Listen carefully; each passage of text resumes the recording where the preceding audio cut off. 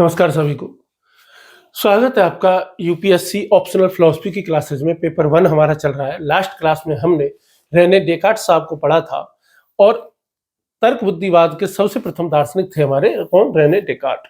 अब हम तर्क बुद्धिवाद के दूसरे दार्शनिक की तरफ बढ़ते हैं जिनका नाम है बारूक स्पिनोजा और जिनका टाइम पीरियड जो है वो है 1632 से लेकर के 1677 ईस्वी। तो इनके बारे में हम जानकारी प्राप्त कर लेते हैं, स्पिनोजा साहब के बारे में। तो सबसे पहले हम आपके जीवन परिचय से शुरुआत करेंगे, जैसे कि लगभग सभी के बारे में हम बातचीत करते हैं। तो जीवन परिचय हम देख लेंगे, इनका समय भी देख लेंगे हम। तो समय तो हमने देख लिया 1632, यानी कि डेकार्ट के समय पर जो ऐतिहासिक पृष्ठभूमि थी, डेकार्ट के समय पर के टाइम पे जो सब कुछ चल रहा था वही सब कुछ इनके समय पे भी चल रहा था। यदि आपकी बात करें तो आपका जन्म हुआ 24/11/1632 ईस्वी में आपका जन्म हुआ। आपका जन्म हुआ वो एक यहूदी परिवार में आपका जन्म हुआ, ठीक। और आपको पता है कि यहूदियों को दुनिया भर में कभी ना कभी कहीं ना कहीं धार्मिक उत्पीड़न का सामना करना ही पड़ा है। तो उनके पूर्वज पहले पुर्तगाल में थे तो वहां उनका धार्मिक उत्पीड़न हुआ, उनके पूर्वजों की बात कर रहे हैं ना। फिर उसके बाद स्पेन गए तो वहां पे भी धार्मिक उत्पीड़न हुआ और फिर उसके बाद में उनका जो परिवार था वो कहाँ के बस गया था, हॉलैंड में आकर के बस गया था। और आपको ये पता है जब हमने डेकार्ट को पढ़ा था उस समय ही मैंने आपको ये बात बताई थी कि उस समय हॉलैंड में जो है, पूरे यूरोप में हॉलैंड एक ऐसा देश था जहां सबसे ज्यादा जो बौद्धिक स्वतंत्रता थी वो हॉलैंड में थी। सबसे ज्यादा खुला समाज जो था वो हॉलैंड का था, सबसे ज्यादा स्वतंत्र समाज जो था वो हॉलैंड का था, ठीक। तो डेकार्ट साहब क्या रहे, हॉलैंड में ही रहे। 1638 ईस्वी में जब ये 6 साल के थे उसी समय इनकी माँ की मृत्यु हो गई। और आपको पता है कि भाई माँ बाप की मृत्यु का बच्चों पर गहरा असर जो है वो पड़ता है। तो मम्मी की जो है वो उनकी की मृत्यु हो गई। इनकी मम्मी का नाम हैना था, HANNAH, ठीक। फिर उसके बाद में स्पिनोजा की पढ़ाई लिखाई हुई। तो स्पिनोजा की जो पढ़ाई लिखाई हुई वो जूइश स्कूल में हुई। वो कैसे स्कूल में हुई, जूइश स्कूल में हुई, वही एम्स्टर्डम में ही हुई। और वहाँ उन्होंने हिब्रू सीखी, हिब्रू के साथ साथ तालमुद सीखी, तोरा का उन्होंने अध्ययन किया, उन्होंने लैटिन सीखी। और उन्होंने कहते हैं कि उन्होंने डेकार्ट साहब को पढ़ा, गैलीलियो के विचारों को उन्होंने जाना, केपलर के विचारों को उन्होंने जाना, कोपरनिकस को उन्होंने समझा। फिर उसके बाद जब ये युवा हुए तो 1654 में आपके पिता की मृत्यु हो गई। इनके पिता एक व्यापार करते थे, व्यापारी थे, तो पिता की मृत्यु हो गई। पिता की मृत्यु हुई तो बहुत सारा कर्ज वो इनके लिए छोड़ करके गए विरासत में।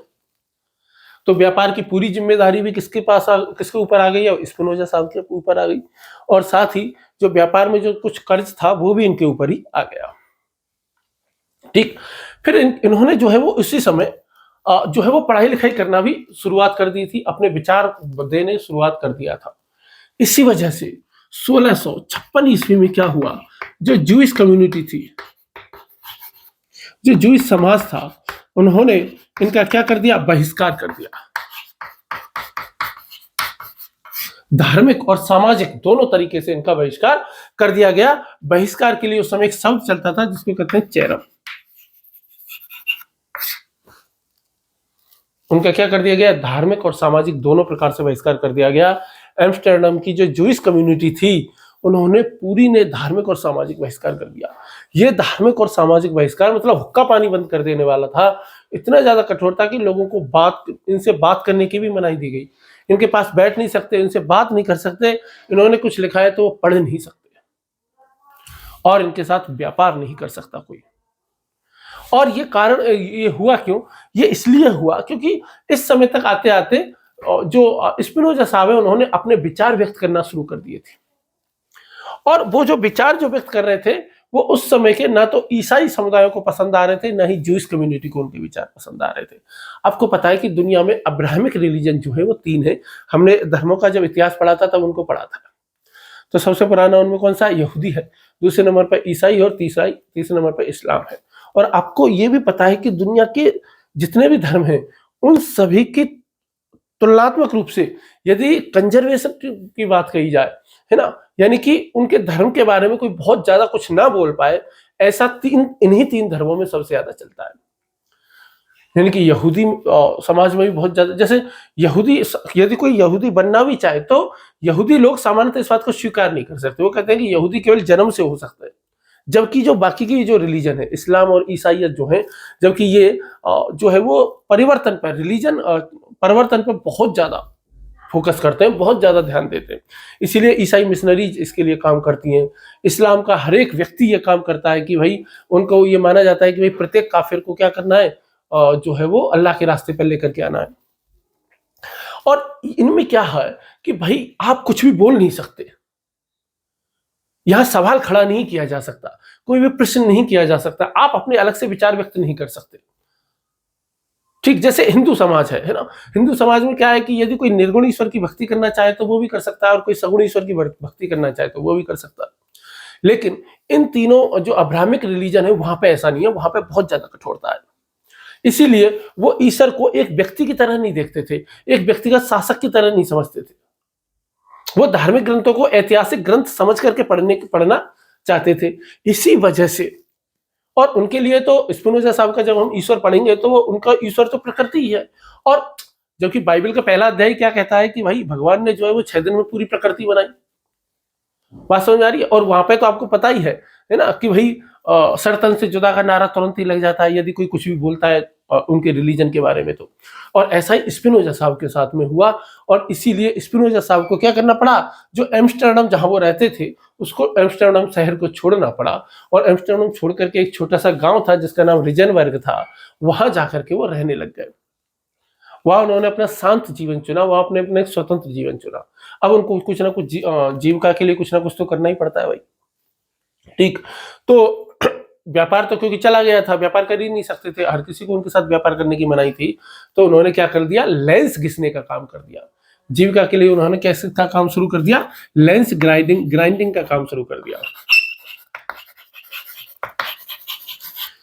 यानी कि वो क्या करते थे, लेंस घिसा करते थे, लेंस बनाया करते थे। उस समय लेंस बनाना भी काफी अच्छी बात हुआ करती थी, तो वो लेंस बनाया करते थे, चश्मों के लिए बनाया करते, माइक्रोस्कोप के लिए बनाया करते थे, और ये सब कुछ बनाया करते थे। फिर जब इन्होंने अपने विचार व्यक्त करने शुरू किए, इन्होंने कुछ लिखने की कोशिश की, तो उसके बाद 1673 ईस्वी में, ठीक कब, 1673 ईस्वी में हाइडेलबर्ग यूनिवर्सिटी है, हाइडेलबर्ग यूनिवर्सिटी ने आपको जो है वो प्रोफेसरशिप देने की पेशकश की। उन्होंने कहा कि आप हमारे यहाँ फिलॉसफी के क्या बन जाओ, प्रोफेसर बन जाओ। लेकिन स्पिनोजा साहब ने मना कर दिया। और स्पिनोजा साहब ने क्यों मना कर दिया, क्योंकि उस समय तक विश्वविद्यालयों पर भी किसका प्रभाव था, चर्च का बहुत ज्यादा प्रभाव था, और वहां पर भी उनकी सोच को बहुत ज्यादा सीमित कर दिया जाता था। जैसे कांट साहब है ना, कांट तो और उनके बाद में आएंगे। फिर भी कांट साहब को भी क्या किया, कांट ने कभी भी जो है वो ऐसा नहीं लिखा जिससे कि उनका सीधा सीधा जो है वो किससे, चर्च से टकराव हो, राजा से टकराव हो। उन्होंने उसको हमेशा ही टालने की कोशिश की। और स्पिनोजा साहब को पता था कि यदि मैं विश्वविद्यालय में प्रोफेसर बन गया, यदि मुझे पोस्ट मिल गई, मुझे पोस्ट तो मिल जाएगी, मुझे पैसा तो मिल जाएगा, मुझे सम्मान तो मिल जाएगा, मुझे रुतबा तो मिल जाएगा, लेकिन मेरी बौद्धिक स्वतंत्रता जो है वो चली जाएगी। फिर मैं वो नहीं लिख पाऊंगा, वो नहीं बोल पाऊंगा, और वो नहीं सोच पाऊंगा जो मैं चाहता हूं, बल्कि फिर मुझे वो बोलना पड़ेगा, वो सोचना पड़ेगा, और वो लिखना पड़ेगा जो कि विश्वविद्यालय चाहता है। और विश्वविद्यालयों पर उस समय एजुकेशन पर चर्च का बहुत ज्यादा प्रभाव था। यदि हम स्पिनोजा साहब की बात करें तो स्पिनोजा साहब के 2 प्रमुख ग्रंथ हैं। तो ये तो उनकी क्या हो गई, एक तरीके से जीवनी हो गई, ठीक है।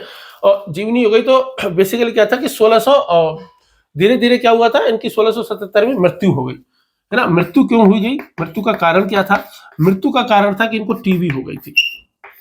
और टीबी क्यों हो गई, क्योंकि ये लेंस घिसते थे, और लेंस घिसते थे तो जाहिर सी बात है कि जो लेंस घिसने पे जो महीन जो धूल, कांच के टुकड़े जो उड़ते थे, वो सांसों के साथ इनके फेफड़ों में भी चले जाया करते थे,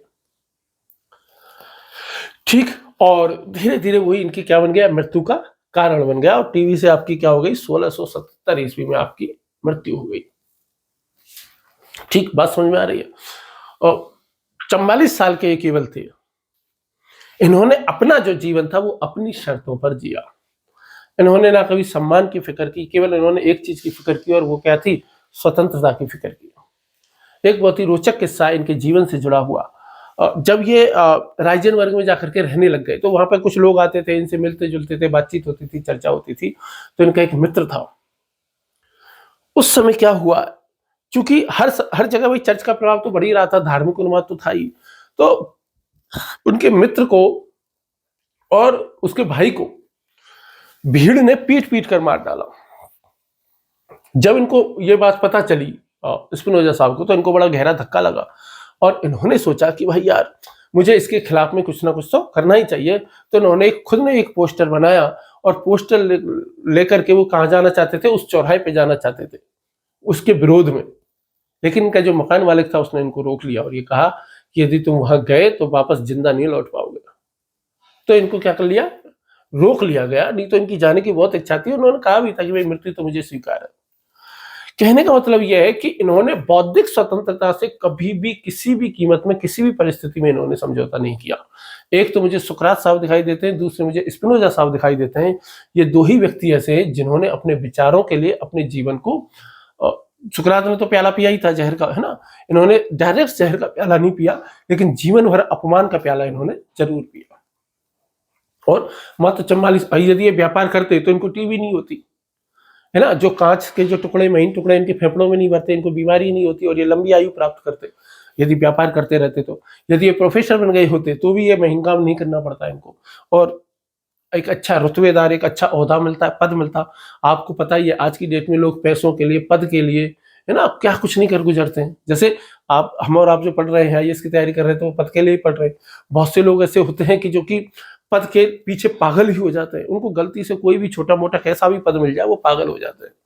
फिर वो भूल जाते हैं कि वो कौन है। फिर उनके दिमाग में बस 24 घंटे क्या चलता रहता है, वो पोस्ट ही चलती रहती है, वो पद ही चलता रहता है, वो ओहदा ही चलता रहता है। ठीक है, लेकिन स्पिनोजा साहब ऐसे व्यक्ति थे नहीं। ठीक है, स्पिनोजा साहब ने 2 प्रमुख पुस्तकें अपने जीवन काल में लिखी और बेसिकली उनकी मृत्यु के बाद प्रकाशित हुई। सही बात यह है, दोनों ही पुस्तकें उनकी मृत्यु के बाद ही प्रकाशित हुई। ठीक, यानी कि उनका धार्मिक बहिष्कार बहुत ज्यादा कर दिया गया ना, तो बहुत ज्यादा बेचारे लिख भी नहीं पाए। समस्या की बात यह है। तो इनकी 2 प्रमुख पुस्तकें हैं, है ना। एक तो कुछ अंश में 1670 में, एक तो कुछ अंशों में प्रकाशित हुआ और दूसरा 1677 में उनकी मृत्यु के बाद प्रकाशित हुआ। जो इनकी मृत्यु के बाद प्रकाशित हुआ उसका नाम है एथिक्स, है ना। ये मैंने पहले क्यों लिख दिया, क्योंकि ये बड़ा आसान है लिखना, है ना, जबकि जो ऊपर वाला है उसकी स्पेलिंग बड़ी कठिन है ना। उसका नाम है ट्रैक्टस, TRACTUS, ट्रैक्टस और थियोलॉजिक। और क्या है, थियोलॉजिक। बेसिकली देखो, मैंने उस दिन भी आपको बताया था कि भाई लैटिन का बहुत ज्यादा प्रभाव था। पढ़े लिखे लोगों को यदि लिखना है तो लैटिन में लिखो। ठीक है, थियोलॉजिक को, इसको लैटिन भी तो बनाना है ना, लॉजिक को, तो ऐसे बनाते हैं ना। तो क्या था, एक तो थे ट्रैक्टेटस,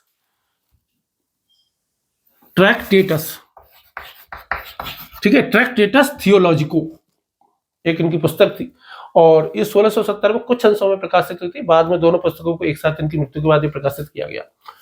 इस पर प्रतिबंध लग गया था प्रकाशित होते ही। क्यों हो गया, क्योंकि इस पुस्तक में इन्होंने बाइबल की एक अलग तरीके से व्याख्या की। हालांकि आजकल तो होने लग गई है, आजकल तो स्वीकार हो गई, क्योंकि रेनेसां आ गया, पुनर्जागरण आ गया और बहुत सारा नया कुछ आ गया। और यहीं से इन्होंने बाइबलिकल क्रिटिसिज्म, यानी कि बाइबल के क्रिटिसिज्म की इन्होंने नींव रखी। उसमें जो भी कोई गलत चीजें उनकी जो है वो क्रिटिसाइज कर सके। दूसरा जो प्रसिद्ध जिनकी पुस्तक है वो है एथिक्स। और जब ये जो पुस्तकें हैं ना इनकी, ये दोनों इनके मरने के बाद भी जो है वो BDS ऐसे नाम से प्रकाशित की गई थी। पूरा नाम फिर भी नहीं लिखा गया था, लोगों को डर था कि भाई कुछ गलत हो सकता है। ठीक, तो एथिक्स थी जो कि उनकी मृत्यु के बाद प्रकाशित हुई। इसकी खास विशेषता यह है कि इन्होंने इसको, एथिक्स जो पुस्तक है, इसको जियोमेट्री के मेथड में लिखा है। इसको किस मेथड में लिखा है, जियोमेट्री के मेथड में लिखा है। मैंने आपको पहले ही बताया कि तर्क बुद्धिवाद के जो तीनों ही दार्शनिक हैं वो तीनों ही गणितज्ञ भी हैं। तीनों ने गणित में बहुत अच्छे से काम भी किया है। जैसे यूक्लिड ने ज्यामिति में, पहले क्या करता है यूक्लिड, ज्यामिति जो उसने अपनी ज्योमेट्री बनाई, सबसे पहले वो परिभाषाएं देता है, फिर एक्सियम्स देता है, फिर जो है वो क्या करता है प्रोपोजिशंस बनाता है, फिर प्रूफ्स बनाता है। जो डेकार्ट साहब थे उन्होंने भी यही कोशिश की, और स्पिनोजा साहब भी हैं, वो भी क्या है, इसी क्रमबद्ध तरीके से ज्योमेट्री के मेथड पे ही अपने दर्शन को लिखने की कोशिश करते हैं। अब स्पिनोजा साहब को बहुत सारे लोग अलग अलग तरीकों से पुकारते हैं। बहुत सारे लोग स्पिनोजा साहब को नास्तिक भी कहते थे, है ना। ऐसे व्यक्ति को नास्तिक कहते थे जिन्होंने पूरी प्रकृति को ही ईश्वर का नाम दे दिया था। ठीक, तो कैसे कहते थे, क्यों कहते थे, ये हम आगे पढ़ेंगे। तो ये उनके जीवन के बारे में है।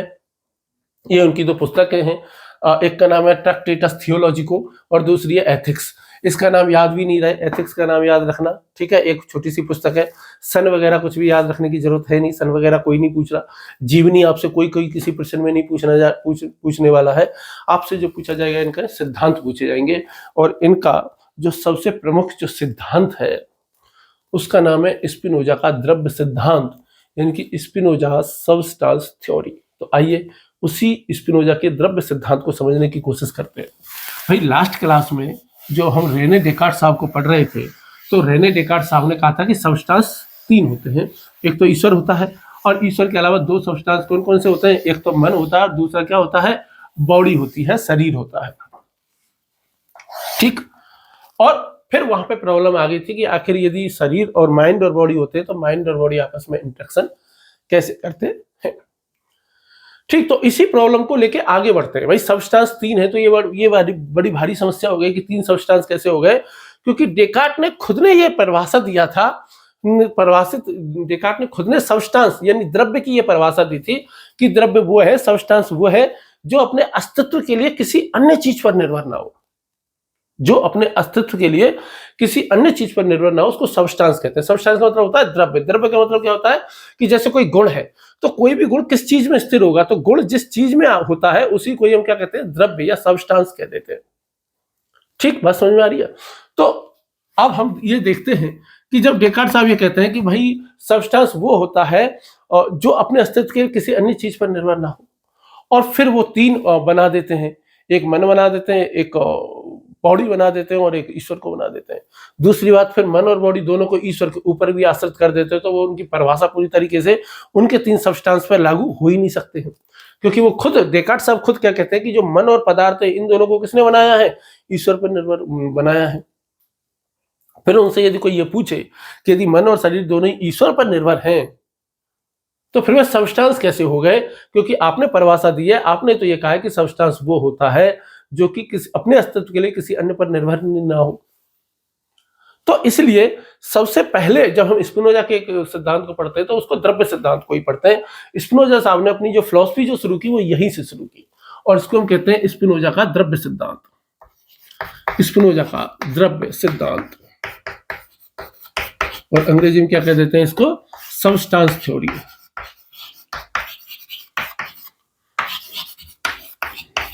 तो क्या है सबस्टेंस थ्योरी? देखो मैंने आपको अभी बताया, जैसे यदि कोई आपसे बहुत ही नॉर्मल वे में आपसे एक सवाल पूछ ले, जैसे कि ईश्वर को किसने बनाया, तो ज्यादातर जो आम आदमी है, कोई भी सामान्य इंसान है, वो क्या कहेगा कि देखो भगवान को कोई नहीं बना सकता। भगवान को कोई कैसे बना सकता, भगवान तो स्वयं हुए। यानी कि वो कहना ये चाह रहे हैं कि ईश्वर का अस्तित्व किसी और पर निर्भर हो ही नहीं सकता। ईश्वर अपने अस्तित्व का कारण स्वयं है। ठीक, बात समझ में आ गई। तो स्पिनोजा साहब ये कहते हैं कि यदि यह बात ईश्वर के बारे में सही है, तो यही परिभाषा किसकी होनी चाहिए, सबस्टेंस की होनी चाहिए। कि और यह परिभाषा डेकार्ट साहब देकर के गए हैं, और ये परिभाषा जो है वो कौन देकर के गया है, डेकार्ट साहब ये परिभाषा देकर के गए हैं। क्या परिभाषा देकर के गए हैं? डेकार्ट साहब सबस्टेंस कहते हैं कि सबस्टेंस वो है जो अपने अस्तित्व के लिए किसी अन्य पर निर्भर ना हो। डेकार्ट साहब क्या कहते हैं कि भाई सबस्टेंस वो है जो अपने अस्तित्व के लिए किसी अन्य पर निर्भर ना हो। इसके बावजूद डेकार्ट साहब ने 3 सबस्टेंस मान लिए, और 3 सबस्टेंस क्या माने, एक माना मन, एक माना पदार्थ या बॉडी, और तीसरा मान लिया ईश्वर। और मानने के बाद यह कहा कि मन और जो पदार्थ है, मन और जो पदार्थ है, ये दोनों ही किस पर निर्भर है, ईश्वर पर निर्भर है। भाई तुम पहले तो ये परिभाषा दे रहे हो कि सब्सटेंस वो है जो अपने अस्तित्व के लिए किसी अन्य पर निर्भर ना हो, और फिर कहते हो कि सब्सटेंस तीन होते हैं, मन, पदार्थ और ईश्वर, और फिर ये कहते हो कि जो मन और पदार्थ नाम के जो दो सब्सटेंस हैं ये अपने अस्तित्व के लिए ईश्वर पर निर्भर है। अब यहीं पे स्पिनोजा साहब सवाल खड़ा कर देते हैं, ठीक, और वो एक सरल सवाल ये पूछते हैं डेकार्ट साहब से कि भाई तुम ये बताओ कि यदि मन और पदार्थ ईश्वर पर निर्भर है तो फिर ये सब्सटेंस कैसे हो गए, ये सब्सटेंस की परिभाषा में कैसे आ गए? वो तो नहीं आएंगे। इसीलिए स्पिनोजा साहब ने सब्सटेंस के लिए एक अलग शब्द गढ़ा, और उस अलग शब्द को हम कहते हैं कॉजा सुई। एक अलग शब्द को क्या कहते हैं? कॉजा, CAUSA, कॉजा सुई। इनका प्रोनाउंसिएशन यही होता है जो मैं बोलता हूं कि अलग होता है, वो मैं 100% नहीं कह सकता हूं, है ना। क्या होता है कॉजा सुई? कॉजा सुई क्या होता है? कॉजा सुई आपके नाम से ही पता चल रहा है क्या है, एक लैटिन शब्द है। कॉजा का मतलब है कारण, और सुई का मतलब क्या होता है? स्वयं। कॉजा का मतलब क्या होता है? कारण, और सुई का मतलब क्या होता है? स्वयं। ठीक है, यहां से आपको पता चल रहा है ना कि सारी भाषाओं की जननी संस्कृति है ना, कॉजा सुई कारण स्वयं ऐसे करके, ठीक। तो मतलब थोड़ा थोड़ा महसूस होता है, मैं 100% गारंटी से नहीं कह रहा, लेकिन हाँ पता चलता है, ठीक। तो कॉजा सुई यानी कि कारण स्वयं है, अर्थात जो स्वयं अपना कारण हो, जो स्वयं अपना कारण हो, जो स्वयं अपना कारण हो, यानी कि उसका अस्तित्व भी उसी की वजह से है, वो किसी अन्य पर निर्भर है ही नहीं। यानी कि जिस सत्ता के अस्तित्व को समझाने के लिए हमें उससे बाहर किसी अन्य चीज की जरूरत नहीं पड़े, वही क्या है? कॉजा सुई है, वही कारण स्वयं है, वही क्या है? वही सब्सटेंस है। जैसे मान लो कि जैसे मान लो कि ये कुर्सी पड़ी है सामने, है ना, तो इस कुर्सी को किसने बनाया? है ना, प्लास्टिक की है। लकड़ी की होती मान लो तो लकड़ी की कौन बनाता? बढ़ई बनाता। वैसे प्लास्टिक की तो आजकल फैक्ट्री में बन जाती है ना, तो जैसे बढ़ई नहीं बनाया होगा। और बढ़ई ने क्यों बनाया होगा? चलो आपको किसने बनाया होगा, मुझे किसने बनाया होगा? तो भाई मुझे तो मेरे माता पिता ने बनाया था। अच्छा, माता पिता क्यों है? माता पिता को किसने बनाया होगा? क्योंकि उनके माता पिता ने। उनके माता पिता को किसने बनाया होगा? उनके माता पिता ने। और यदि ऐसे करते हुए चले जाएंगे तो बहुत लंबी श्रृंखला बन जाएगी। ऐसी कुर्सी से पूछेंगे किसने बनाया तो बहुत लंबी श्रृंखला बन जाएगी। मोबाइल से पूछेंगे किसने बनाया तो लंबी श्रृंखला बन जाएगी। चौक से पूछेंगे किसने बनाया तो लंबी श्रृंखला बन जाएगी। इसका मतलब यह है कि इनका जो अस्तित्व है, चौक का अस्तित्व है किसी अन्य पर निर्भर है। इसका मतलब है कि इस शर्ट का अस्तित्व किसी अन्य पर निर्भर है। इसका मतलब इस बोर्ड का अस्तित्व किसी अन्य पर निर्भर है। इस दीवार का अस्तित्व किसी अन्य पर निर्भर है। इस मोबाइल का अस्तित्व किसी अन्य पर निर्भर है। इस कमरे का अस्तित्व किसी अन्य पर निर्भर है। इस लाइट का जो रोशनी हो रही है इसका अस्तित्व किसी अन्य पर निर्भर है। और हम ये कह रहे हैं कि कॉजा सुई सब्सटेंस वो है, एक ऐसी सत्ता है जिसके अस्तित्व को समझने के लिए उसके स्वयं के बाहर जाने की जरूरत ही नहीं पड़े, वही कॉजा सुई होता है। और डेकार्ट साहब क्या कहते हैं कि वही क्या होता है? सब्सटेंस होता है। डेकार्ट साहब कहते हैं कि जब हम सब्सटेंस को कॉजा सुई मानते हैं तो इसकी तीन मुख्य विशेषताएं हमारे सामने आती हैं। इसकी कितनी मुख्य विशेषताएं सामने आती हैं? तीन मुख्य विशेषताएं इसकी सामने आती हैं। पहली क्या मुख्य विशेषता आती है? मुख्य विशेषता कॉजा सुई की आती है कि जो सब्सटेंस है, जो द्रव्य है, वो कैसा होता है? वो स्वयंभू होता है। यानी कि उसका अस्तित्व स्वयं उसके ऊपर ही डिपेंड करता है, किसी अन्य के ऊपर निर्भर नहीं करता। जैसे ईश्वर है, कोई पूछे ईश्वर को किसने बनाया तो क्या कहेंगे? ईश्वर तो क्या है? स्वयंभू है। दूसरी बात ये मानना पड़ता है कि जो सब्सटेंस है, जो कॉजा सुई है, वो कैसा है? वो अनंत है। वो कैसा है? वो अनंत है। और अनंत नहीं मानेंगे तो क्या दिक्कत हो जाएगी? यदि सीमित होगा, यदि अनंत नहीं होगा, कोई सीमित होगा, तो जाहिर सी बात है कि यदि सीमित है तो उसकी सीमा होगी, और उसकी सीमा को कोई ना कोई तय कर रहा होगा ना, कोई दूसरी ऐसी चीज होगी जो इसकी सीमा को निर्धारित कर रही होगी।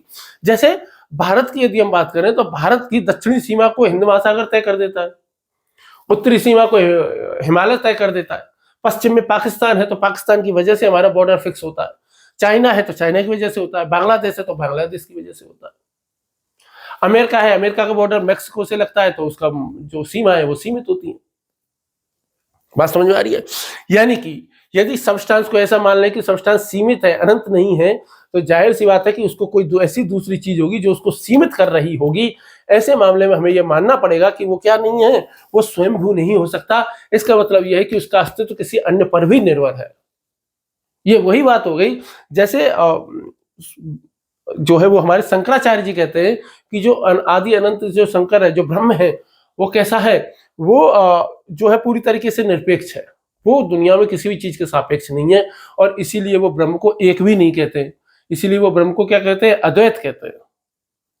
कि उनसे पूछता है ना कि ब्रह्म कितने, दो है कि नहीं, एक है कि नहीं, एक भी नहीं है, कि जीरो है कि नहीं, जीरो भी नहीं है। मैं एक भी नहीं कहूंगा, क्योंकि एक कहते ही वो दो के सापेक्ष हो जाता है, वो सीमित हो जाएगा। ठीक, बात समझ में आ रही है। तीसरी और जो सबसे महत्वपूर्ण बात जो सब्सटेंस की मुख्य विशेषता जो बताते हैं, वो यह है कि सब्सटेंस केवल एक ही हो सकता है।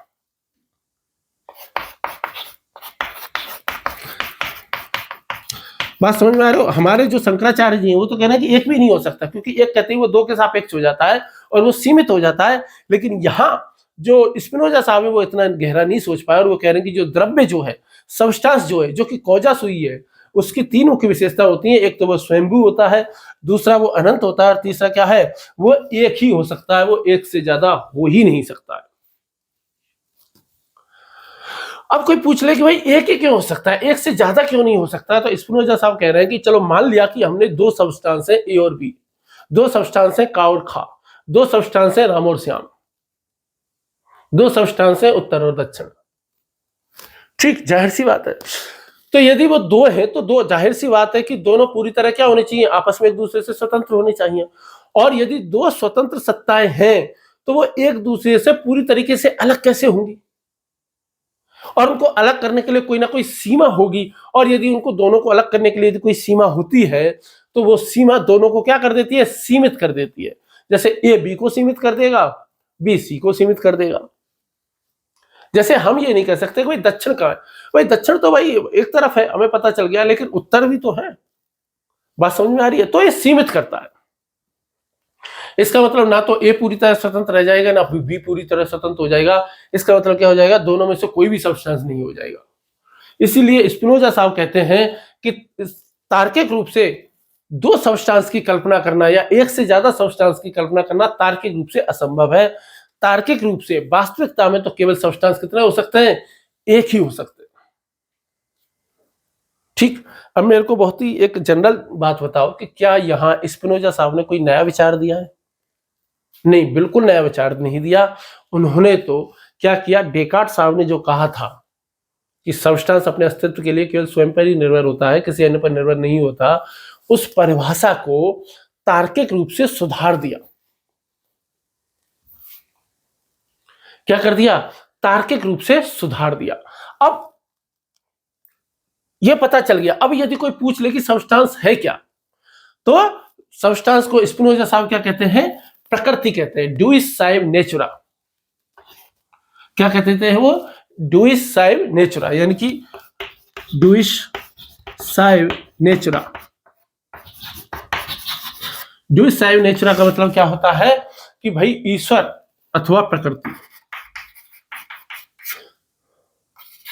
कि भाई कितने सब्सटेंस हैं, एक ही है, ईश्वर अथवा प्रकृति। उस सब्सटेंस का नाम क्या है, उस सब्सटेंस का नाम ईश्वर अथवा क्या है, प्रकृति है।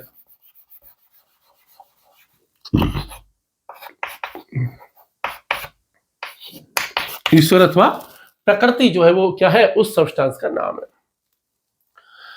अब उनसे कोई पूछ रहा है कि एक ही सब्सटेंस है तो पूरी दुनिया, तो हमें इतनी बड़ी दुनिया दिखाई दे रही है, ये इतनी बड़ी पूरी दुनिया हमें कैसे दिखाई दे रही है? तो बहुत ही सरल उदाहरण से स्पिनोजा साहब समझाते हैं कि जैसे मान लो समंदर है, बोले समंदर में लहरें आती हैं, बनती हैं, बिगड़ती हैं, डूब जाती हैं। कुछ लहरें छोटी होती हैं, कुछ बड़ी होती हैं, कुछ बहुत लंबे समय तक चलती हैं, कुछ बहुत जल्दी खत्म हो जाती हैं। हर लहर अलग दिखती है, हर लहर का आकार अलग होता है, हर लहर की गति अलग होती है, हर लहर का समय अलग होता है। लेकिन वो पूछते हैं कि लहर है क्या, लहर है क्या है, पानी है। लहर क्या है, समंदर का ही तो पानी है, और क्या है? कोई भी लहर क्या समुद्र से अलग होती है क्या? नहीं, बिल्कुल अलग नहीं होती है। क्या लहर का अस्तित्व किसी पर निर्भर है? हाँ, बिल्कुल निर्भर है। किस पर निर्भर है? समुद्र का निर्भर है। लहर क्या है, समुद्र का ही एक छोटा रूप है। क्या लहर समुद्र से अलग कोई चीज है? बिल्कुल भी नहीं है। और स्पिनोजा साहब कहते हैं कि जो वास्तविकता, ये जो पूरी दुनिया, ये भी ऐसी है।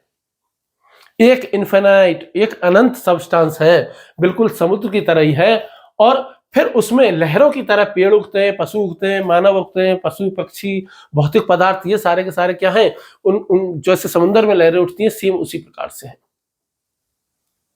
उसी प्रकार से है। तो फिर लोग ये कहते हैं कि भाई यदि सब्सटेंस जो है वो स्वयंभू है और यदि अनंत है और उसी अनंत से ये सब कुछ बने हैं, तो इसका मतलब यह है कि उस सब्सटेंस में कई सारे गुण होने चाहिए, उसके अनंत गुण होने चाहिए। और इसी अनंत गुण को समझाने के लिए ही स्पिनोजा साहब जो सिद्धांत देते हैं उसको हम कहते हैं थ्योरी ऑफ एट्रीब्यूट्स, यानी कि गुण सिद्धांत। और इसी को ही आगे बढ़ाते हुए, यानी कि जो कैजुआ सुई है, यानी कि जो सब्सटेंस है, सब्सटेंस में वो कहते हैं कि सब्सटेंस यदि अनंत है तो उसमें गुण भी अनंत होंगे। तो उस अनंत गुणों को समझाने के लिए स्पिनोजा साहब जो सिद्धांत देते हैं, उस सिद्धांत को हम नाम देते हैं गुण सिद्धांत। क्या नाम देते हैं? गुण सिद्धांत। और यदि अंग्रेजी में यदि हम उसे कहेंगे तो क्या कहेंगे? Theory of attributes. Theory of attributes. तो क्या है थ्योरी ऑफ एट्रीब्यूट्स? वो कह रहे हैं, वो लोग सवाल खड़ा कर रहे हैं कि भाई यदि सब्सटेंस जो है वो सच में अनंत है तो उसके एट्रीब्यूट्स जो है, उसके गुण कैसे होने चाहिए? उसके गुण अनंत होने चाहिए। उसके गुण कैसे होने चाहिए? अनंत होने चाहिए। दूसरी बात वो ये भी कह रहे हैं कि एट्रीब्यूट्स वो पहलू हैं, जो गुण हैं, गुण ही वो पहलू हैं जो कि हमें क्या दिखाते हैं? वास्तविकता दिखाते हैं। क्योंकि हमें भाई सब्सटेंस तो दिखता नहीं है, सब्सटेंस के गुण दिखाई देते हैं, और वही गुण को हम क्या कहते हैं? वास्तविकता कह देते हैं। वास्तविकता कह देते हैं। और उन्हीं गुणों को हम क्या कह देते हैं? वास्तविकता जो है वो हम कह देते हैं। ठीक, बात समझ में आ रही है? अब स्पिनोजा साहब खुद स्पष्ट अपनी भाषा में क्या कह रहे हैं? वो कह रहे हैं कि बिल्कुल सही बात है, सब्सटेंस के अनेक एट्रीब्यूट्स होते हैं, यानी कि एक जो सब्सटेंस है वो अनंत है, उसके एट्रीब्यूट्स यानी कि उसके गुण वो भी अनंत होते हैं। लेकिन जो मनुष्य है ना, उस अनंत एट्रीब्यूट्स में से केवल 2 ही एट्रीब्यूट्स को जान सकता है। और वो 2 एट्रीब्यूट्स क्या है? वो कहता है कि उसके 2 एट्रीब्यूट्स हैं। पहला है थॉट, यानी कि विचार, यानी कि चेतना, यानी कि मन, यानी कि बुद्धि। और जो इसका दूसरा जो एट्रीब्यूट्स है उसको हम कहते हैं एक्सटेंशन। उसको हम क्या कहते हैं? एक्सटेंशन। और एक्सटेंशन को क्या मतलब है? विस्तार। और विस्तार को मतलब यदि और दूसरी भाषा में कहें तो इसका मतलब क्या हो गया? शरीर। और दूसरी भाषा में कहें तो इसका मतलब क्या हो गया? पदार्थ। और दूसरी भाषा में यदि हम कहें तो भौतिक।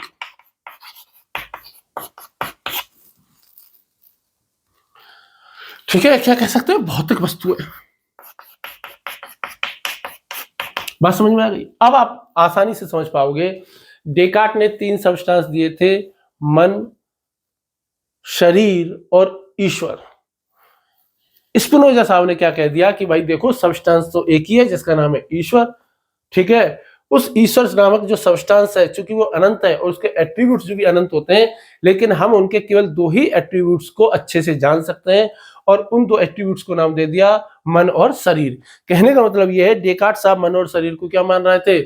सब्सटेंस मान रहे थे, लेकिन स्पिनोजा साहब उन दोनों को क्या मानते हैं? एट्रीब्यूट्स मानते हैं, यानी कि सब्सटेंस के गुण मानते हैं। बात समझ में आ गई है? इसका मतलब ये नहीं कि एट्रीब्यूट्स केवल 2 ही हैं, एट्रीब्यूट्स तो हजारों हैं, लाखों हैं, लेकिन हमारी समझ सीमित है, मानव की बुद्धि सीमित है, और मानव की बुद्धि को केवल 2 ही एट्रीब्यूट्स जो है वो समझ में आते हैं। पहला है थॉट, दूसरा एक्सटेंशन। जो थॉट है वो किसका गुण है? मन का गुण है। विचार किसका गुण है? मन का गुण है। ठीक है, और एक्सटेंशन किसका गुण है? हमारे शरीर का गुण है।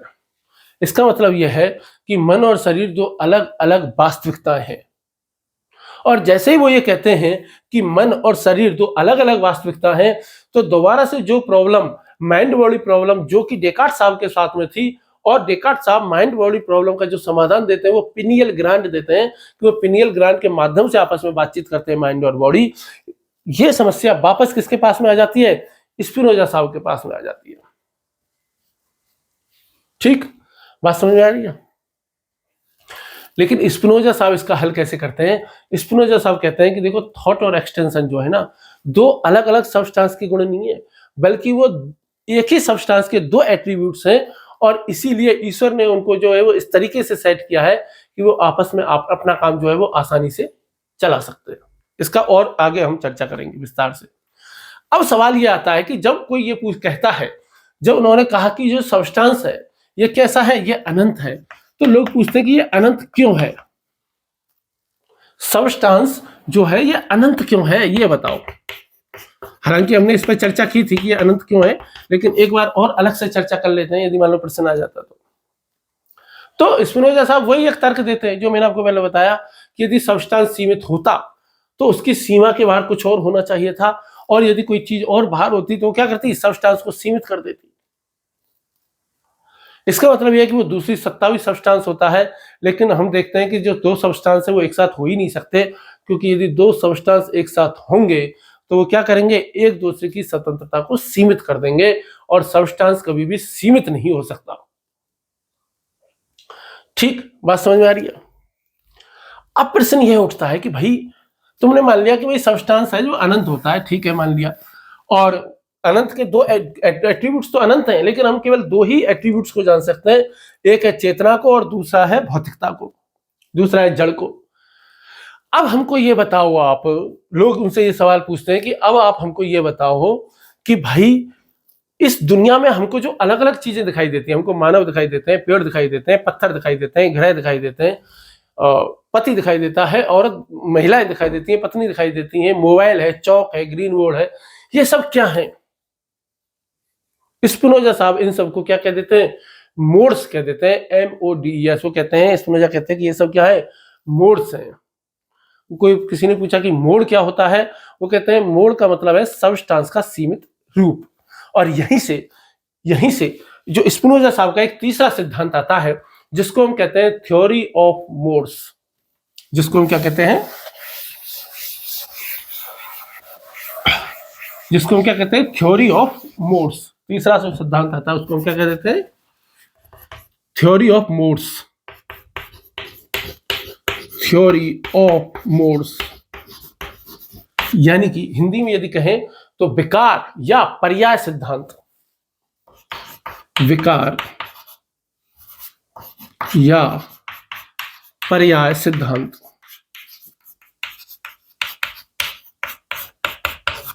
तो क्या है थ्योरी ऑफ मोड्स? इसको हम जानने की कोशिश कर लेते हैं। बहुत ही आसान है थ्योरी, तीनों ही इनकी जो सिद्धांत है आसान है। वो कहते हैं कि देखो, बहुत ही आसान चीज है।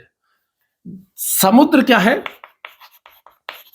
समुद्र है सब्सटेंस, और जो लहरें हैं वो क्या है? मोड्स हैं। ठीक, यानी कि लहर समुद्र से अलग नहीं है, लेकिन लहर पूरा समुद्र भी नहीं है। वो समुद्र का एक सीमित और अस्थायी रूप है, जो आई और चली गई, पर समुद्र तो था, है, रहेगा। इसी तरह इस संसार में जितने भी भौतिक वस्तुएं हम देखते हैं, वो सब जो इनफाइनाइट जो सब्सटेंस है, उसके ही क्या है? विकार हैं, उसके ही पर्याय हैं, उसके ही मोड हैं।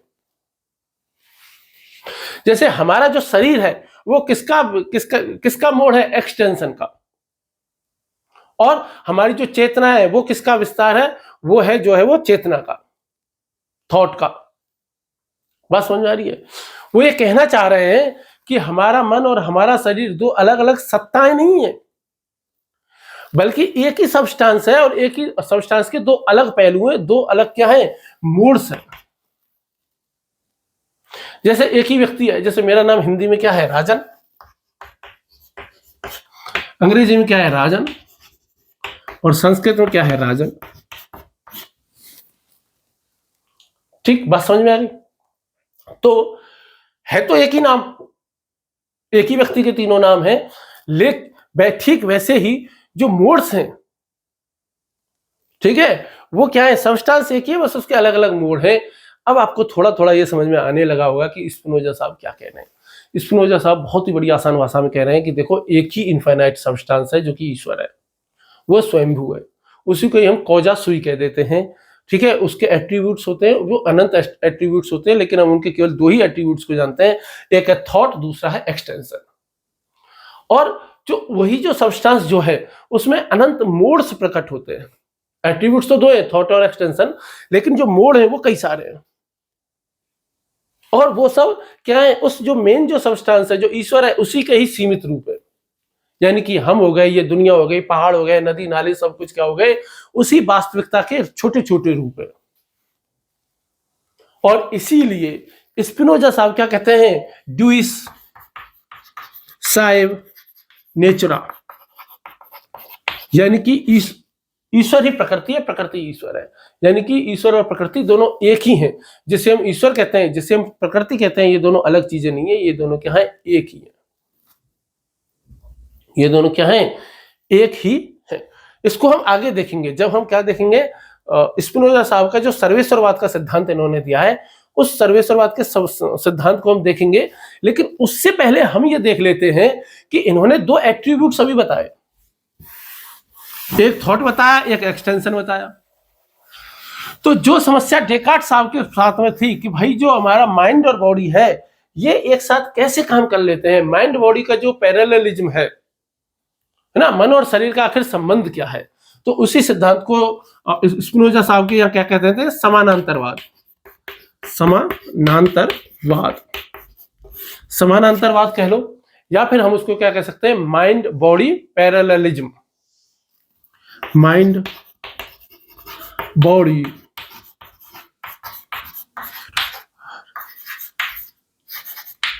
पैरेललिज्म।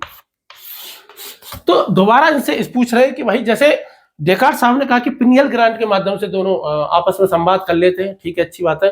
तुम बताओ तुम्हारे हिसाब से वो कैसे संवाद करते हैं। ठीक, बात समझ में आ गई। स्पिनोजा साहब क्या कहते हैं कि देखो, तुम प्रश्न ही गलत कर रहे हो। स्पिनोजा साहब एक अलग ही तरीके से कह रहे हैं, वो कह रहे हैं कि तुम्हारा सवाल ही गलत है। सवाल गलत इसलिए है, वो कह रहे हैं क्योंकि डेकार्ट साहब तो कहते थे कि भाई मन और शरीर दो अलग अलग सब्सटेंस हैं, दो अलग अलग सत्ताएं हैं। मैं आपको ये समझाना चाह रहा हूं कि जो मन और जो शरीर है, ये दोनों ही क्या हैं, एट्रीब्यूट्स हैं। और एक क्या है, एक ही सब्सटेंस के दो एट्रीब्यूट्स हैं, यानी कि एक ही वास्तविकता के दो अलग अलग रूप हैं। जैसे एक तो वास्तविकता में शहर होता है, एक शहर का नक्शा होता है। यदि कोई आपसे ये पूछ ले क्या नक्शा सचमुच में शहर को कैसे प्रभावित करता है, तो बोले प्रश्न गलत है, नक्शा थोड़ी शहर को प्रभावित करेगा। बेसिकली नक्शा और शहर तो अलग अलग वस्तुएं नहीं है। जब शहर बदलता है तो नक्शा भी बदल जाता है, और जब शहर बनाते समय नक्शा बदलते हैं तो शहर भी बदल जाता है। ये एक ही वास्तविकता है, उसको प्रस्तुत करने के दो अलग अलग तरीके। स्पिनोजा साहब भी यही कह रहे हैं कि मन और शरीर की भी संबंध भी ऐसा ही है। स्पिनोजा साहब बहुत ही स्पष्ट भाषा में क्या कहते हैं कि विचारों का क्रम और संबंध वही है जो वस्तुओं का क्रम और संबंध है। इसका मतलब वो साफ स्पष्ट शब्दों में क्या कहना चाह रहे हैं कि जब शरीर में कोई घटना घटित होती है तो उसी के समानांतर पैरेलल में चल रहा है एकदम, है ना। एक मन में एक विचार या एक अनुभव होता है। मन शरीर का कारण है, मन शरीर का कारण है, और शरीर मन का कारण है। वो ये क्या बात कह रहे हैं, वो ये कहते हैं कि जो मानसिक घटनाएं होती है ना, उनकी अपनी एक कारण श्रृंखला होती है, और भौतिक जो घटनाएं होती है उनकी एक अपनी कारण श्रृंखला होती है। एक विचार से दूसरा विचार पैदा होता है, एक भौतिक घटना से दूसरी भौतिक घटना होती है। वो कहते हैं कि ये दोनों श्रृंखलाएं ना रेल की पटरी की तरह हमेशा कैसी चलती हैं, समानांतर चलती हैं। दोनों हमेशा साथ चलती हैं, लेकिन एक दूसरे को क्रॉस नहीं करती हैं। वो ये कहते हैं कि भाई जो एक ही वास्तविकता के दो समानांतर आयाम हैं, इसी को साइको फिजिकल पैरेललिज्म भी कहते हैं। इसी को क्या कहते हैं, साइको फिजिकल पैरेललिज्म भी कह देते हैं। साफ साफ स्पष्ट शब्दों में स्पिनोजा कहते हैं कि मन और शरीर दो अलग अलग दुनिया नहीं है, एक ही वास्तविकता है, एक ही वास्तविकता के दो समानांतर आयाम हैं। आज की डेट में जो न्यूरो साइंस है, न्यूरो साइंस भी थोड़ी बहुत कुछ ना कुछ ब्रेन स्टेट की बात करती है ना। ब्रेन स्टेट की बात क्या होती है कि भाई जब जिस हम मानसिक अवस्था में होते हैं उसी अवस्था में हमारा ब्रेन भी होता है, माइंड में भी उसी स्टेट में हम आ जाते हैं। यानी कि चेतन अवस्था हमारी भौतिक अवस्था को भी क्या कर रही है, साथ साथ ही प्रभावित कर रही होती है। ठीक, आगे हम पढ़ेंगे। अब हम आगे पढ़ेंगे कि जो उनका ईश्वर का जो विचार वो देते हैं कि भाई उनसे पूछा गया ना सब्सटेंस क्या है, और जब उन्होंने क्या बहुत ही छोटा उत्तर दे दिया कि सब्सटेंस क्या है, डुइस साइब नेचुरा है।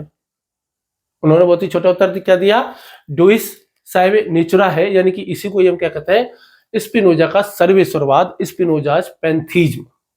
तो ये हम देख लेते हैं कि स्पिनोजा का पैंथीज्म या सर्वेश्वरवाद का सिद्धांत क्या है। अब मैं मिटा देता हूं क्योंकि नीचे और लिखूंगा तो फिर दिखेगा नहीं ना। ठीक है, तो हमारा ये जो रिकॉर्डिंग का जो सिस्टम है ये भी सीमित है। ठीक है, और चूंकि ये सीमित है इसलिए क्या है, ये सब्सटेंस नहीं है। चलिए, तो सर्वेश्वरवाद, स्पिनोजा का सर्वेश्वरवाद है ना, अलग से स्पेशल सर्वेश्वरवाद नहीं पढ़ रहे। ठीक है, किसका सर्वेश्वरवाद हम पढ़ रहे हैं, स्पिनोजा का पैंथीज्म।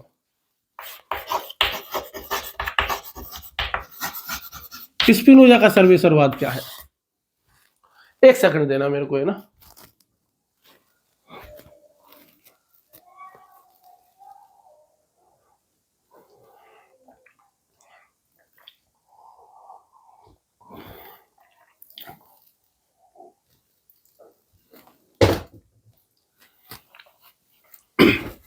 क्या है स्पिनोजा साहब का पैंथीज्म। वो साहब जब उनसे ये पूछा गया कि भाई सब्सटेंस क्या है, तो सब्सटेंस को क्या कहते हैं, डुइस साइब नेचुरा।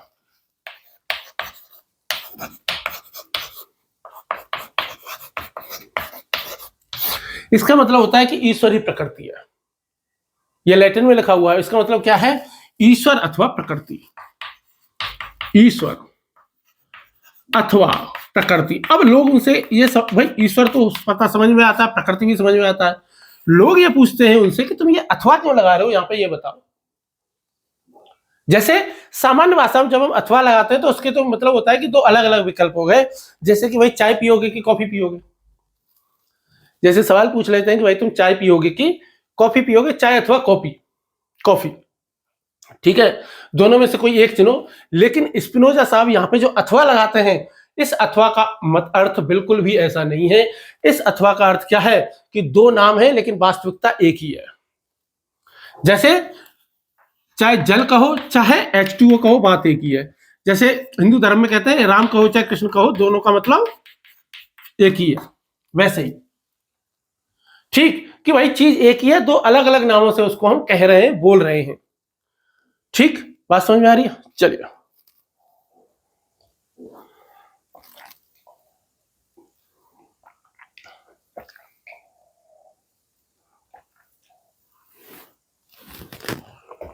आगे बढ़ते हैं।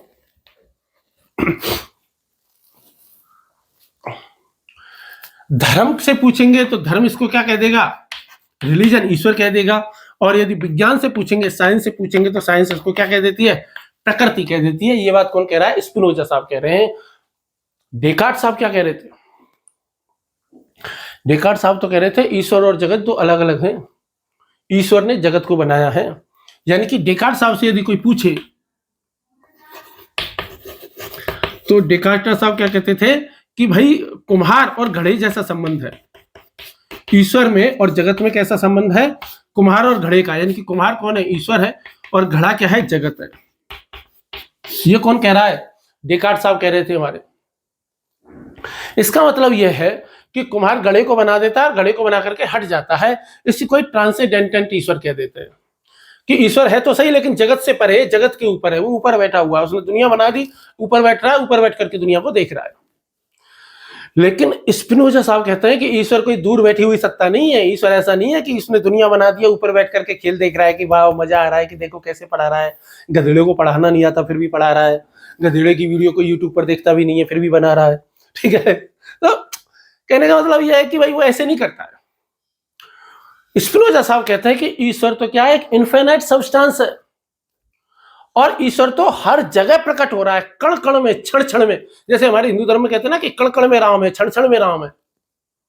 ईश्वर तो कण कण में, ईश्वर तो क्षण क्षण में है। ठीक वैसे ही स्पिनोजा साहब कह रहे हैं कि ईश्वर क्या, एक इनफाइनाइट सब्सटेंस है, एक अनंत द्रव्य है जो कि हर जगह प्रकट हो रहा है। वो पेड़ में है, वो नदी में है, वो आकाश में है, वो पत्ती में, वो जड़ में, तना में, वो इस चौक में, वो इस मोबाइल में, वो इस कमरे में, वो इस दीवार में, वो ग्रीन बोर्ड में है, वो इस दीवार में भी है, वो मुझ में भी है और आप में भी है। ये कौन कह रहा है? स्पिनोजा साहब कह रहे हैं। वो कह रहे हैं कि दुनिया के, संसार के हर विचार में केवल एक ही वास्तविकता काम कर रही है और वो क्या है? ईश्वर है। इसीलिए जो स्पिनोजा का ईश्वर है वो क्या है? इम्मेनेंट है। इम्मेनेंट का मतलब होता है वो जगत में व्याप्त है, जबकि डेकार्ट का जो ईश्वर है वो कैसा है? ट्रांसेंडेंट है, यानी कि जगत के बाहर है, वो जगत में समाया हुआ है। जैसे समुद्र और लहरें अलग अलग नहीं होती, लहरें समुद्रों से ही बनी होती हैं, लहरें समुद्र का ही रूप होती हैं। जो कुम्हार और घड़े में जो फासला होता है, क्या लहरें और समुद्र में वो फासला होता है? बिल्कुल नहीं होता है। ऐसे स्पिनोजा का ईश्वर कैसा है? समुद्र और लहर की तरह है। ठीक, समुद्र क्या है? ईश्वर है। लहर क्या है? जगत है। बात समझ में आ रही है? और ईश्वर जगत में से झांक रहा है, ईश्वर जगत के भीतर से बोल रहा है, हर व्यक्ति के भीतर से बोल रहा है। वो कोयल की कूक में बोल रहा है, वो चिड़िया की चहक में बोल रहा है, वो बादलों की गर्जन में बोल रहा है, वो बिजली के तर्जन में भी बोल रहा है। यानी कि ईश्वर और प्रकृति दो अलग अलग चीजें नहीं है, ये स्पिनोजा साहब कह रहे हैं। वो कह रहे हैं कि ईश्वर तो वही एक क्या है? इनफाइनाइट सब्सटेंस है, और पूरा जगत जो है वो इसी ईश्वर का क्या है? प्रकटीकरण है। अब लोगों ने उनसे पूछ लिया कि भाई ठीक है, तुम बात सही कह रहे हो कि भाई ईश्वर यदि हम मान लें, पूरी दुनिया को ईश्वर मान लेते हैं, तो ईश्वर के फिर क्या है? कुछ अलग अलग रूप हो सकते हैं क्या? तो वो कहते हैं कि हाँ, ईश्वर अपने आप को 3 रूपों में इस जगत में व्यक्त करता है। स्पिनोजा साहब क्या कह रहे हैं कि ईश्वर जो है 3 रूपों में स्वयं को इस जगत में स्पष्ट करता है। एक तो स्वयं एब्सोल्यूट गॉड है ही है। यहां ध्यान रखना है, इसका मतलब ये नहीं कि ईश्वर के अवतार हो रहे हैं। इसका मतलब ये नहीं कि राम अलग होता है, कृष्ण अलग होते हैं, ब्रह्मा जी अलग होते हैं, ऐसे अलग अलग हो रहे हैं। नहीं नहीं नहीं, अभी देखो क्या होता है। वो कह रहे हैं कि ईश्वर के 3 रूप एक तरीके से हम मान सकते हैं। यदि आपसे कोई पूछ ले, कहने के लिए पूछ ले, समझाने के लिए मैं आपको बता रहा हूं कि भाई स्पिनोजा साहब ईश्वर के कितने रूपों की चर्चा करते हैं, तो आप बता देना 3 रूपों की चर्चा कर रहे हैं। एक तो क्या हो गया? एब्सोल्यूट गॉड हो गया। एक तो क्या हो गया? एब्सोल्यूट गॉड हो गया, जो कि इनफाइनाइट सब्सटेंस है, वही है। दूसरा है नेचुरा नेचुरंस नेचुरा नेचुरंस नेचुरा नेचुरंस इसको हम कहते हैं। ठीक, और तीसरा जो ईश्वर है, तीसरे ईश्वर को वो क्या कह देते हैं? नेचुरा नेचुराटा। ये नेचुराटा तो मैंने लिख दिया, अरे यार इनकी स्पेलिंग की दिक्कत हो जाती है ना। नेचुरा नेचुराटा तो मैंने लिख दिया है ना। एक और क्या होता है? नेटुरंस।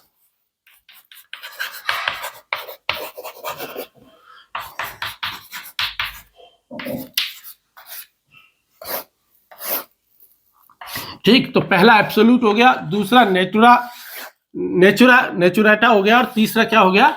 नेचुरा नेचुरंस हो गया। जो नेचुरा नेचुरंस है, इसका मतलब क्या है? प्रकृति जो उत्पन्न कर देती है, प्रकृति जो उत्पन्न करती है। ठीक, और नेचुराटा का मतलब क्या होता है? यानी कहने का मतलब क्या है कि भाई देखो, एब्सोल्यूट ज्ञान क्या है? एक इनफाइनाइट सब्सटेंस है। बात समझ में आ गई? यानी कि वो सक्रिय शक्ति है, और वह वास्तविकता को क्या करती है? स्वयं ही प्रकट करती है, और वो सब कुछ को जन्म देती है। और इसीलिए जो नेचुरंस है, इसका मतलब क्या है? जो प्रकृति जो उत्पन्न होती है, जो प्रकृति है जो उत्पन्न हुई है, उसी को हम क्या कह देते हैं? नेचुरंस कह देते हैं। यानी कि वो सब कुछ जो हम देख रहे हैं, पर्वत देख रहे हैं, नदी देख रहे हैं, ग्रह देख रहे हैं, मनुष्य देख रहे हैं, बंदर, लंगूर, सियार, खरगोश, जो कुछ भी हम देख रहे हैं, वो सब कुछ क्या है? नेचुरंस है। ठीक, बात समझ में आ रही है? अब देखो, जैसे प्रकृति पूरी तो क्या हो गई? नेचुरंस, और प्रकृति के अंदर जो जो चीजें हैं उनको हम क्या कह देते हैं? नेचुराटा कह देते हैं। जैसे कि एक नदी निकल रही है, जैसे गंगोत्री है, गंगा कहां से निकलती है? गंगोत्री से निकलती है। यमुना कहां से निकलती है? यमुनोत्री से निकलती है। तो स्पिनोजा साहब क्या कहेंगे कि जो गंगोत्री और यमुनोत्री नाम की जो दोनों जगह हैं, ये तो क्या हो जाएगा? ये तो हो जाएगा नेचुरा नेचुरंस हो जाएगा। ठीक है, यानी कि वह शक्ति जो नदी का स्रोत है और नदी के बहने की शक्ति है, उसको, यानी कि जो प्रकृति की शक्ति है, प्रकृति को उत्पन्न करने की जो शक्ति है, उसी को हम क्या कह देते हैं? नेचुरा नेचुरंस कह देते हैं। और नदी का बहता हुआ पानी, उसके किनारे, उसमें रहने वाले जीव, ये सारे के सारे क्या हो जाएंगे? नेचुरा नेचुराटा हो जाएंगे। यानी कि क्या हो जाएंगे? जीव, बहता पानी, ये सारे क्या हो जाएंगे? नेचुरा नेचुराटा हो जाएंगे। बात समझ में आएगी? यानी कि दोनों अलग अलग है नहीं, दोनों से मिलकर के ही नदी बन रही है। इसीलिए वो कहते हैं कि ईश्वर की सक्रिय शक्ति है। एक तो ईश्वर की क्या है? सक्रिय शक्ति है, और उसी सक्रिय से प्रकट हुआ जो जगत है, दोनों एक ही सत्ता के दो पहलू हैं। एक बहाने वाला है और दूसरा बहकर बना हुआ है, लेकिन दोनों के भीतर क्या है? एक ही पानी है। यानी कि इस तरीके से वो लैटिन भाषा में इसको व्यक्त करने की कोशिश करते हैं। मतलब ये आसान भाषा में बताने के लिए। कोई पूछ ले भाई स्पिनोजा के अनुसार ईश्वर, सर्वेश्वरवाद के विचार में स्पिनोजा ने ईश्वर के कितने रूपों की चर्चा की है, तो आप बता सकते हो 3। एक है एब्सोल्यूट गॉड, दूसरा है नेचुरंस, और तीसरा है नेचुरल नेचुराटा। यानी कि संसार में जितने भी जीव हैं वो सब नेचुरल नेचुराटा है, और वो जीव जिस शक्ति से प्रकट होते हैं उसका नाम है नेचुरा नेचुरंस है।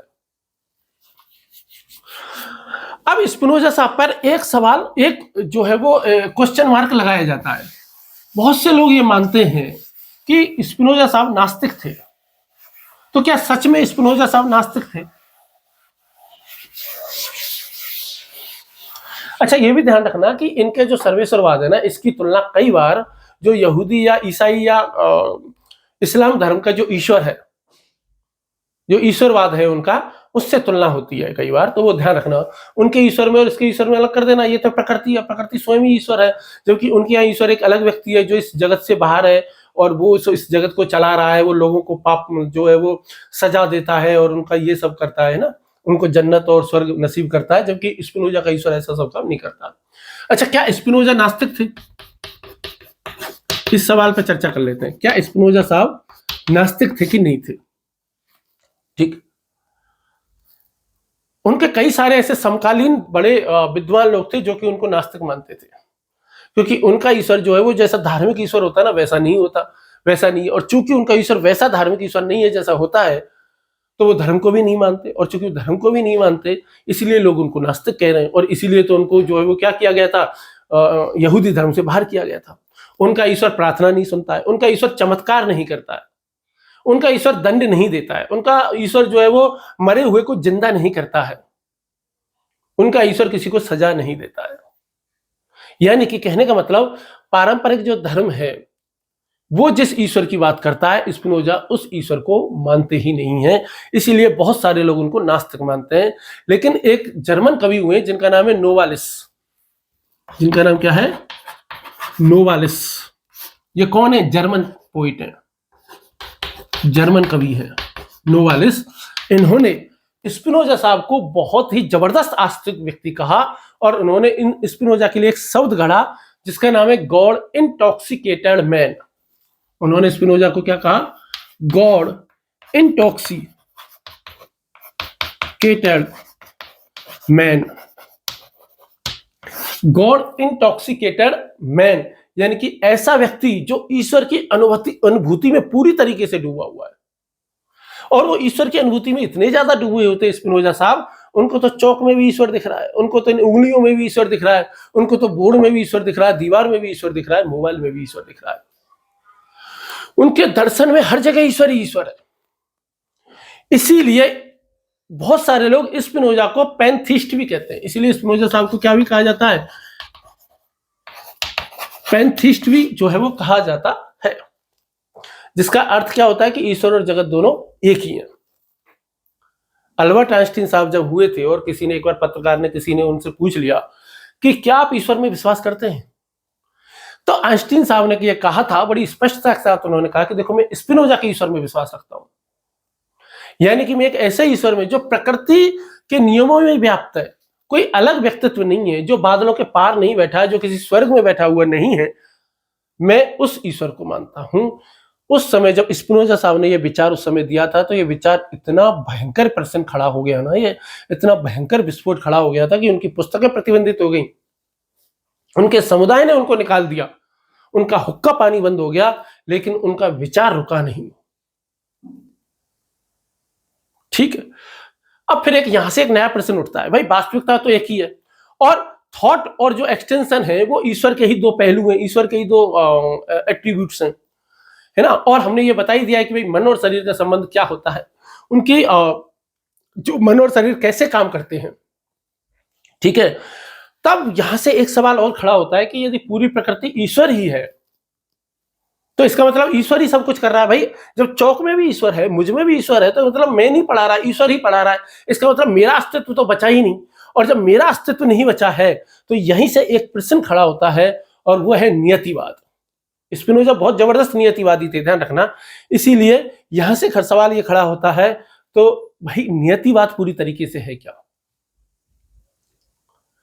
ठीक। क्या मानव की कोई अपनी कोई स्वतंत्र इच्छा है कि नहीं है? क्या मानव का सच में अस्तित्व है भी कि नहीं है? और यदि मानव की कोई अपनी स्वतंत्र इच्छा है ही नहीं, तो फिर वो अपने निर्णय तो ले ही नहीं सकता। इसका मतलब तो वो तो ना तो पाप कर रहा है, ना पुण्य कर रहा है। जब सब कुछ ईश्वर ही कर रहा है, तो मानव तो कुछ कर ही नहीं रहा। इसका मतलब डॉगी कुछ कर ही नहीं रहे, कोयल कूक ही नहीं रही है, इसका मतलब चिड़िया चहक ही नहीं रही है, शेर शिकार नहीं कर रहा है, हाथी जो है वो चिंगाड़ नहीं रहा है। ये सारा का सारा काम तो ईश्वर खुद ही कर रहा है। तो क्या नियतिवादी है? क्या इसका मतलब इंसान बिल्कुल स्वतंत्र है ही नहीं? क्या इसका मतलब मानव के पास फ्री विल है ही नहीं? तो इन सब प्रश्नों पे हम चर्चा करेंगे, किसमें? नेक्स्ट क्लास में चर्चा हम करेंगे। तब तक के लिए धन्यवाद, नमस्कार, पढ़ते रहिए, और नेक्स्ट क्लास में मिलते हैं। नमस्कार।